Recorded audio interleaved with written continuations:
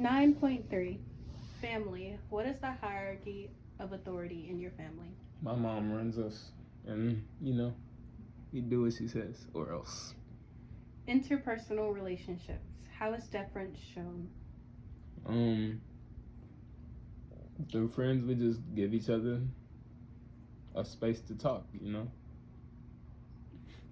Communication. What are the characteristics of speaking well, and how do these relate to age? I think characteristics of speaking well are clear enunciation and projecting your voice loud enough for everyone to hear. And how it deals with age, I mean, you wouldn't yell at per se. You wouldn't yell at elementary school kids. I mean, you wouldn't yell at any students unless they really did something wrong. But you know, especially dealing in school, you might have to project yourself louder with younger kids than you would older kids, because younger kids may not hear. It might be a lot going on in that classroom. What about sex? Um, with boys, I think you do need to speak a little louder with boys. Per se, girls are really attentive. Boys don't, not a lot. Okay, and context.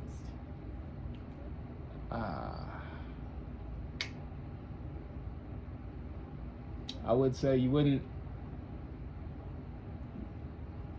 talk to your students how you would talk with another colleague. There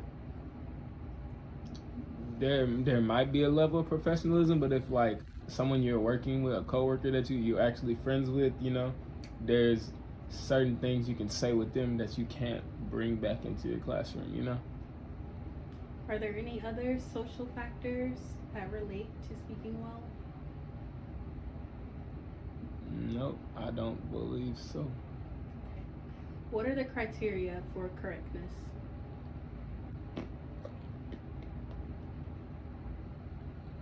I do not know. Decorum and discipline. What behaviors are considered socially unacceptable for students of different age and sex? One thing is, you have a lot of kids say they have like a girlfriend or a boyfriend or a kid that they like, and a lot of kids mirror what they see in their household, and you never know what's going on within their household. So the touching, the physical contact that kids do isn't acceptable behavior. Food. What are the taboos or prescriptions associated with the handling, offering, or discarding of food? I've never thought about that. I haven't thought about it too much, and I still haven't figured it out as much as I've looked at that question. Dress and personal appearance. How does dress differ for age, sex, and social class? Age, you definitely shouldn't. You shouldn't do it anyway. Shouldn't in high school or no matter what, because kids have free dress. You shouldn't let them go out in the little booty shorts, or like you wouldn't dress up an elementary school kid in those type of shorts. What was the next one? Social class. Social class. As much as we should grow out of it, depending on our age, it does depend on the environment that you were brought up in.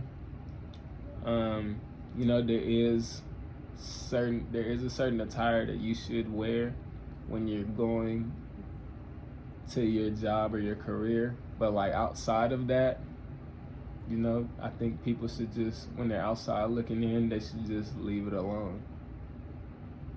History and tradition.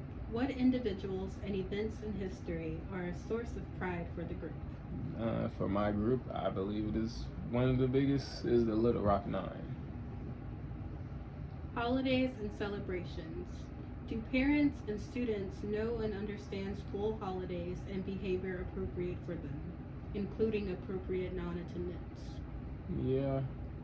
Everybody respects, especially in school, everybody respects everyone else's holiday. Schools often, if they don't take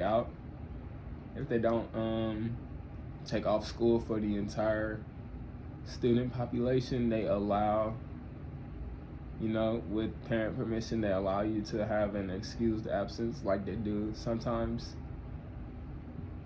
And yeah, that's one way that works. Education. What methods for teaching and learning are used at home? For example, modeling and imitation, didactic stories and proverbs, direct verbal instruction. Direct verbal instruction.